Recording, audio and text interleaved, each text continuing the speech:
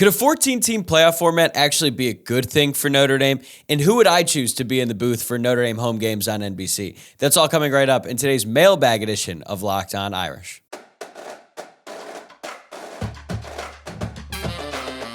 You are Locked On Irish, your daily podcast on the Notre Dame Fighting Irish. Part of the Locked On Podcast Network, your team every day. What's up and welcome into Locked On Irish, your daily Notre Dame podcast. Today is Friday, March 1st, so happy Friday, and thank you for getting your morning started right here by making this your first listen of the day. I'm your host, Tyler Wojciak. I graduated from Notre Dame in 2018, and now I'm a producer covering college football for Fox Sports. And you can find this show on YouTube and wherever you listen to podcasts. If you're watching along on YouTube, please give the video a thumbs up and subscribe to the channel. Or if you're listening to the podcast, please take a moment to rate the show 5 stars, leave a review, and subscribe if you have not already. This episode is brought to you by Nissan. Are you the kind of driver that likes to push things a little further? Ever wonder what adventure could be right around the next corner? Take the Nissan Rogue, the Nissan Pathfinder, or the Nissan Armada and go find your next big adventure. Check them all out today at nissanusa.com. All right, the mailbag is back. It has been a couple weeks, but I'm excited to answer your questions again. Shout out to all of you who sent in yours this week. I really appreciate it. But before we get to the questions, if this is your first time tuning in this week, there's plenty of great content on the feed from the past few days. On Tuesday's show, I talked about Mike Denbrock's introductory press conference and NBC's decision to replace Jack Collinsworth in the booth for Notre Dame home games. Then on Wednesday, I shared my top 5 X factors on the Notre Dame roster heading into spring practice. And then yesterday, Luke Smith stopped by to talk about the 14-team playoff format that's being discussed in the resurgent Fighting Irish men's basketball team. So go check all of that out once you're done with this episode if you have not already. Now let's get to our first question, and it's about that 14-team playoff. So Foley Irish commented on that video and asked, I think Notre Dame would actually make more playoff appearances in the 14-team format if they stay independent. Do you really think, especially with the Big Ten and the SEC beating each other up, that Notre Dame can't earn 1 out of the 3 at-large bids between the 4th place teams in those leagues and 3rd place in the Big 12 and the ACC? So Foley Irish, I understand what you're trying to say here. Theoretically, yes, I would hope that in most seasons Notre Dame would be as good or better than the 4th place team, the SEC and the Big Ten, and the 3rd place team everywhere else. But that is not always going to be the case, especially in the new version of these conferences when they're going to be absolutely stacked with good teams. I mean, they are going to be so loaded, and the disparity between the Big Ten and the Big Ten, the SEC, compared to the Big 12 and the ACC is going to be even more extreme. So even if the teams in the Big Ten and the SEC, they end up beating each other up to some extent, like you mentioned, and it amounts to another loss or 2 for the good teams, those losses aren't going to eliminate them from contention like they have in the past. The math, to me, is pretty simple. Having access to 7 at-large bids compared to 3, it's not even close. It's a huge difference. And let's just look at last year, for example, okay? And I understand that this isn't a perfect comparison because some of these teams are going to be playing each other now, but let's just look at it, right? So there were 5 current or future Big Ten teams that finished in the top 10 of the CFP rankings on Selection Sunday. You had Michigan, Washington, Ohio State, Oregon, and Penn State. All of them finished in the top 10. Then there were 4 current or future SEC teams in the top 10 as well. Texas, Alabama, Georgia, and Missouri. And then you had Ole Miss, who finished just outside at 11. So even though some of these teams are always going to have to play each other, and that's going to lead to another loss or 2 for some of these good teams, the rankings aren't going to look the exact same. The real concern to me is that the ACC, the Big 12, and the Group of 5 take up a total of 5 spots. The second highest ranked ACC team at the end of the regular season was Louisville. They finished 15th, just outside the top 14. The highest ranked Big 12 teams of the future, not including Texas and Oklahoma, they were Oklahoma State at 20 and Kansas State at 25. If this format holds, if they end up going with the 14-team format with all these automatic qualifiers, both of those teams would be in the playoff, which is insane to me. And then you have to add in Liberty, the highest ranked Group of 5 team. They were 23rd. So if we were to go by these rankings, here's who would automatically qualify for the 14-team playoff. Michigan, Washington, Ohio State out of the Big Ten. Totally fine with that. Texas, Alabama, Georgia out of the SEC. Fine with that too. ACC would have Florida State and Louisville. No. Big 12, Oklahoma State and Kansas State, and then in Liberty would be the group of 5 teams. So then it would be a fight between Oregon, Penn State, Missouri, Ole Miss, Oklahoma, LSU, and Arizona. Those are the rest of the teams that make up the top 14, but do not have an automatic qualifying bid to make the college football playoff. That's the part that doesn't make any sense to me. Ole Miss could finish 11th, but they would not make the playoff, and yet we would have to watch teams like Louisville, Oklahoma State, Kansas State, and Liberty get a shot. So to me, it's bad for the sport, and it's especially bad for Notre Dame's independence because it's not as simple as, they need to be better than the fourth-place team. Some years that's not going to happen. These conferences are going to be really good. The fourth-place team in the Big Ten would have been Oregon, and they were really good last year. So it's going to be a lot tougher for Notre Dame to make the college football playoff if they end up going with this format. All right, our next question comes from Joey Madigan 620. If Notre Dame joins a conference, does it have to be the ACC? The Big Ten would be a better fit.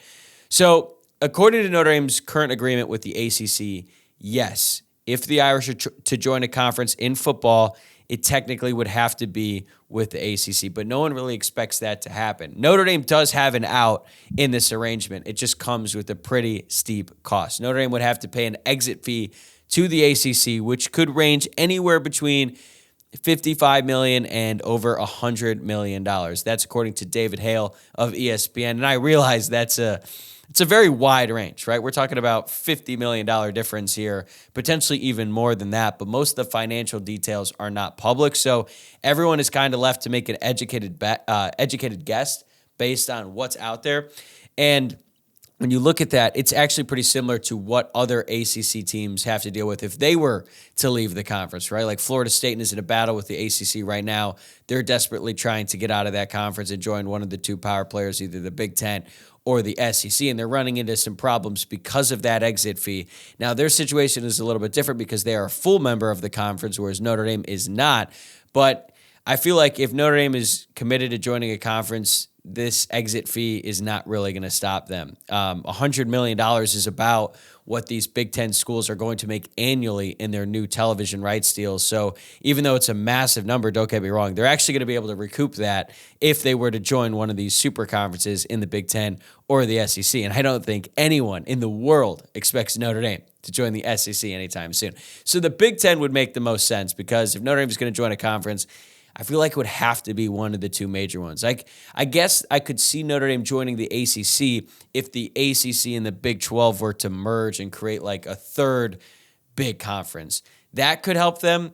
I don't really see a world where Notre Dame joins the ACC just because of their history there. Like I would say of any of the Power 4 conferences left, the ACC is probably has the worst footing of any, especially considering Florida State is looking to get out. Clemson, I feel like if Florida State leaves, they're probably going to make a move as well. And then if those 2 things happen, the ACC is probably going to collapse. So I don't think the future of the ACC is bright.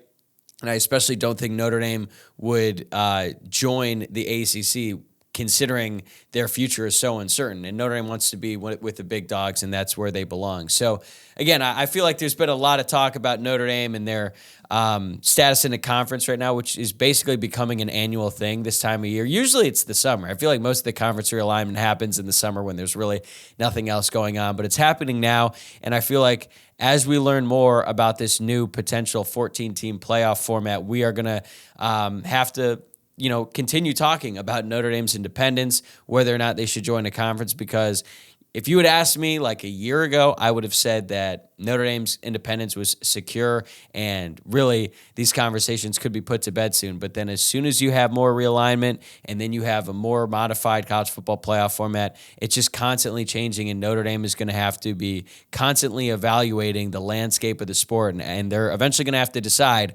whether or not it's time to join a conference, which I think is more probable than it's ever been now, or they could still end up being independent. I feel like I've talked a lot about the 14-team playoff format these past couple of days, and it's still sort of in its infancy in terms of the discussions about it, but I just feel like if they're having these discussions now, all of the suits, all of the powers that be, they're going to be like, oh, we could have more games, which means more television revenue. I feel like it's going to happen. They're not going to say no to more money. That's just the way things are. Okay, that was a lot of talk about conference realignment. What if Notre Dame said screw it and started their own conference? What would that look like? That's coming up next. Today's episode is brought to you by Nissan. Are you the kind of driver that likes to push things a little further? Ever wonder what adventure could be around the next corner? Our friends at Nissan have a lineup of SUVs with the capabilities to take your adventure to the next level. First, they've got the 2024 Nissan Rogue. It's perfect for city drives and great escapes, and it's the perfect midsize crossover for your next adventure. Nissan's incredible lineup also includes the 2024 Nissan Pathfinder. The Pathfinder has room up to 8 in expansive cargo capacity and advanced available 4x4 capability. With 284 horsepower and up to 6,000 pounds towing when adventure calls, the Pathfinder is there to answer. Take the Nissan Rogue, Nissan Pathfinder, or the Nissan Armada and go find your next big adventure. Shop NissanUSA.com. All right, our next question has more to do with Notre Dame and conferences, but this one is a little bit more fun. Huntley Ballestero asks, if Notre Dame started their own conference in football, who could you see joining? I like this idea. Let's just start over completely because the current situation is a total mess, and I don't think anybody really likes what's going on right now. So if I were in charge and I were to make this hypothetical Notre Dame conference, it'd be pretty similar to the Big Ten. I'd want a lot of the best programs in the Midwest to be involved, close to campus, and I think conferences should be regionalized. So I'd want Ohio State, Michigan, Michigan State, and Penn State to all be in the Notre Dame conference. Notre Dame has a history with all of these schools. Ohio State, maybe not as much as the other ones, but Ohio State has been the best program in the Midwest for a long time until Michigan took that throne recently. But it'd be a lot of fun seeing Notre Dame play against those schools a lot more frequently. I'd also add Louisville and Kentucky because it's actually pretty close to Notre Dame's campus. Louisville, the University of Louisville is only like a 4.5-hour drive. Kentucky and Lexington, really not that much further either. Kentucky as a state is in this weird, are they in the South? Are they in the Midwest? People in Kentucky definitely like to think that they're in the South, even though they didn't secede in the Civil War. So then, that kind of complicates things. But either way, I think they're close enough to be in the Notre Dame conference, and they've been competitive enough in football that I think they'd be good additions. I also like the new rivalry Notre Dame has with Clemson. It's been more of a recent thing. It's the only ACC team that I'd want to continue playing for football purposes. I have a couple other ACC teams I'll get to in a second here. So I'd like to have Clemson. I'm also going to add USC and UCLA for selfish reasons. I know I just said that conferences should be regionalized, but they aren't really. And since USC is a rival, I definitely want Notre Dame playing them every single year, no matter what. And the UCLA thing is, it's totally selfish. I live maybe a mile from the UCLA campus, and if Notre Dame plays UCLA on the road, that means I get to go to more games. And if I'm the one picking these conferences, I get to maybe make some decisions that really only benefit me. If we want to make a West Coast division, we might as well just add Stanford, right? Two like-minded universities. Stanford is a really pretty campus. Again, it's easier for me to go to the game. I'll add Stanford as well. If this were to expand beyond football, and this could be a basketball conference as well, even though that's not what the question asked for, I'd want Duke and North Carolina in there as well. They're two good academic schools. It'd be huge for basketball. And, Duke and North Carolina have been decent enough in football. So now we have a pretty competitive conference here. We've got Ohio State, Michigan, Michigan State, Penn State, Louisville, Kentucky, Clemson, USC, UCLA, Stanford, and maybe Duke and North Carolina for the Notre Dame conference. That sounds like a lot of fun to me. All right, let's move on to our next question.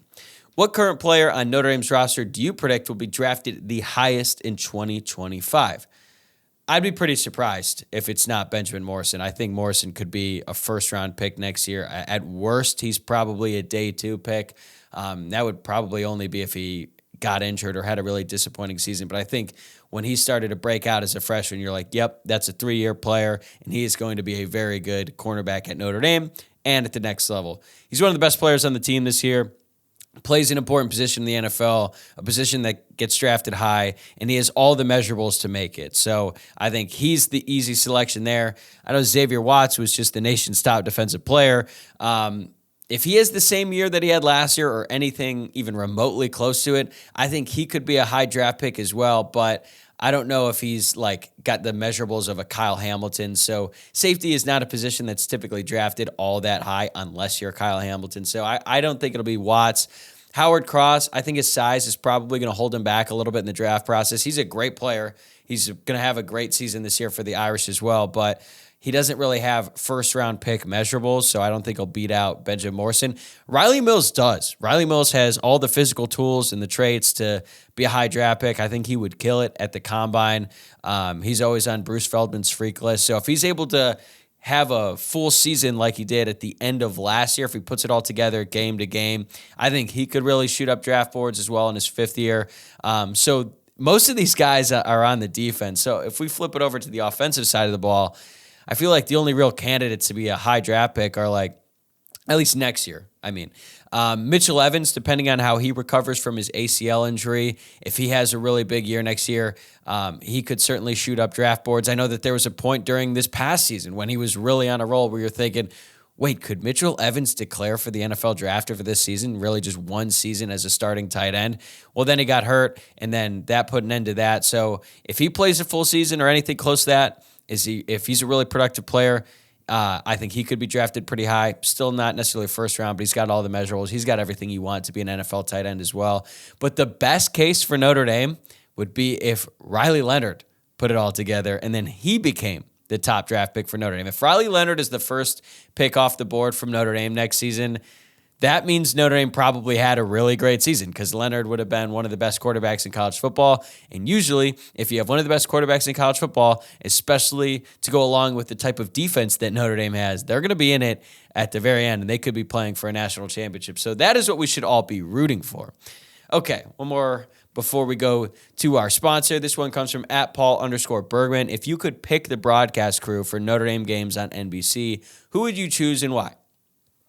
Color commentator is easy, right? Brady Quinn. He's a Notre Dame legend. The fans love him, and he's actually very talented on camera. He's very good with Fox's Big Noon Kickoff, and he also has a deal with CBS. So he's on TV a lot. He has a radio show as well, so he's getting all of his reps. He's really good at the job, and I think he would be a perfect commentator for Notre Dame, even though I don't think he's been commentating games for years, ever since he joined Big Noon Kickoff. So he's the easiest pick of all.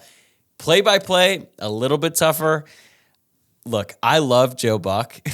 I think he's great. That might not be the most popular opinion. I know that people have really strong opinions about him. So I would say that's probably not the best choice because the backlash would be kind of crazy, even though I think that's insane. He's one of the best to ever do it, in my opinion. So I'm not going to pick him. Realistically, though, I would just want Mike Tirico to come back. I think he's one of the best to ever do it as a play-by-play voice. He's a familiar face. He did the Notre Dame games for a few years, and I just think he's really, really good and just an enjoyable listen no matter what. So if you had Mike Tirico and you had Brady Quinn in the booth for every game, that would be an all-star cast. And then I got to pick a sideline reporter as well, and I think I'm going to go with Maria Taylor. She already works for NBC, so you've got that. She's great at her job, and I'll be honest, I'm a little bit biased because I worked with her a lot back during the 2019 college football season when I was working on College Game Day. She couldn't have been nicer. She's so easy to work with. You just give her a little bit of direction, and then she would just absolutely nail it. So she was awesome. I think she's great. She hasn't done sideline reporting in a long time. She's been doing studio broadcast for NBC, so it'd be fun for her to get back in the mix. So if we can't get Maria Taylor, though, it's got to be Tom Rinaldi. He got his start at WNDU, the new station right next to the campus. Hell, I think it might even technically be on Notre Dame's campus. He's got one of the best voices in the game. He's literally the nicest human alive. So I think you can't go wrong with either of those two, and maybe NBC is just we're going to invest a ton of money. We're going to have two sideline reporters like they do on the big NFL broadcast. And then Notre Dame could have Tom Rinaldi, Maria Taylor, Mike Tirico, and Brady Quinn. That'd be the best crew in all of sports, potentially. So it's a little bit of wishful thinking. I don't think any of these are really realistic, except maybe Mike Tirico, since he's already done it before, but I think he's moved on from that. But man, that would be awesome. All right, we got a few more questions left, and people are already wondering if Jordan Faison could be the best two-sport athlete Notre Dame has ever had. I think we need to pump the brakes a little bit. That's next. Get buckets with your first bet on FanDuel, America's #1 sportsbook, because right now, new customers get $150 in bonus bets with any winning $5 bet. That's $150 if your bet wins. You can bet on all your favorite NBA players and teams with quick bets, live same-game parlays, exclusive props, and more. Just visit FanDuel.com/lockedon and shoot your shot. FanDuel, an official sportsbook partner of the NBA. Okay, we got another two-part question. This one comes from @ZachE30. Is Jordan Faison potentially the best two-sport athlete we have seen at Notre Dame? I appreciate the question. He's just not even close to the best right now. Remember Pat Connaughton? Remember him?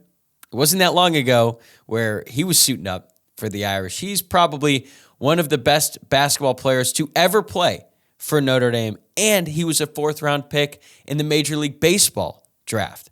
I think he's got to be at the very, very top, and the NBA career that he has carved out has frankly shocked me. He has been such an important role player for the Bucks throughout this run, and coming out of college, I thought he would definitely go the baseball route because, he was drafted higher. He was a late second-round pick, I believe, when he was coming out of college in basketball when the Trailblazers drafted him, and I just didn't really see a future for him in the NBA, but boy, was I wrong. He has been a really good player, and I think he could have been a really, really good baseball player as well. And since we're talking about baseball players, how about Jeff Samardzija? He's an all-time great Notre Dame wide receiver, and he would have been a first-round pick in the NFL draft most likely behind Calvin Johnson, but he decided to play professional baseball instead, and that was a very smart decision because he went on to have a 13-year career. I think he made over $100 million in earnings, so definitely the smart decision for him. He was incredible at both sports. And then Golden Tate, another football and baseball player. I don't think he was as good at baseball as Connaughton and Samardzija, but we know he was a very good football player. One of the best Notre Dame players in my lifetime, certainly one of the most exciting. So he's got to be in there. And then Notre Dame has had 4 different guys who were All-Americans in 2 sports. You got Moose Krause was an All-American in football and basketball.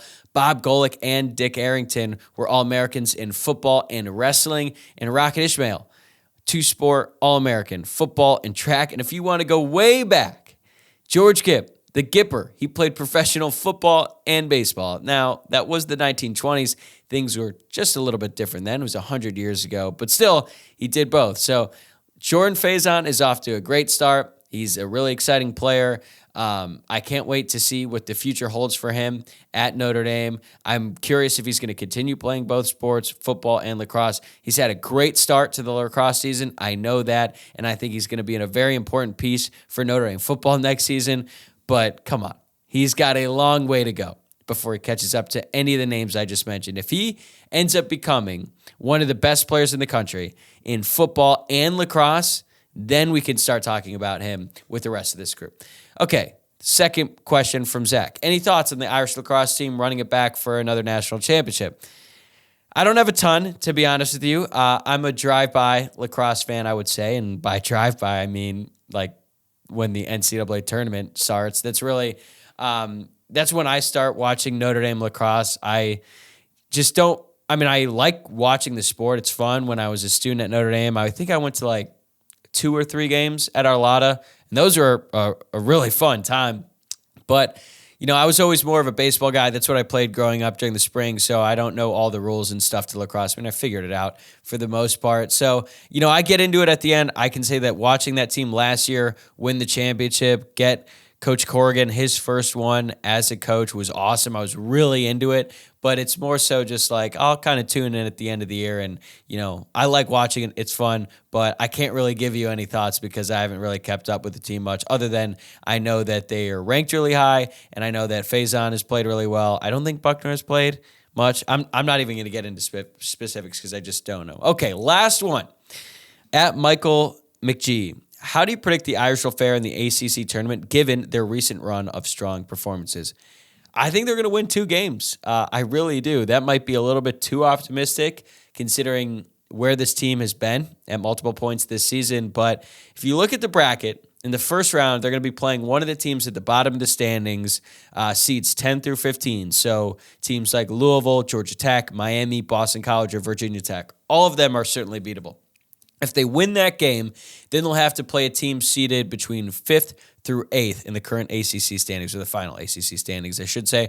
That could be Wake Forest, Pitt, Syracuse, or Florida State, depending on how things shake out there in the middle of the ACC over the course of this last week and a half of the regular season. So I definitely think they're capable of winning 2. They could also lose in the first round. There's no doubt about that. But I think we're going to learn a lot about this team based on how they fare in these final 3 games against Clemson on Saturday, and then they got North Carolina on the road next week. I don't expect them to win that, but if they can hang tough in Chapel Hill, I think that'd be really impressive. And then they finish the season on the road at Virginia Tech. So if they get 1 or 2 of those games, if they can win 1 or 2, I think they'll be in really good shape heading into the conference tournament, and I think that they could win the first one and then potentially get an upset there in the second round and make a little bit of noise. And that would be a lot of fun. It'd be a lot more fun than how they finished last season when it was just sort of like a depressing end to the Mike Brey era, and the future was not looking particularly bright at the moment. But now it's a much different story. All right, that's going to do it for me today. Thanks again for making Locked On Irish your first listen of the day. I'll be back on Monday with the special guest. I'm really excited about it, so make sure you tune in to that to get your week started off right. Best way to stay up to date with everything we're doing on the show is to subscribe on YouTube and wherever you're listening to the podcast. Follow the show on X at Locked On Irish. The Instagram is at Locked On Irish Pod. And my personal X account is at Tyler, WOJCIAK. Have a great weekend. I'll see you Monday.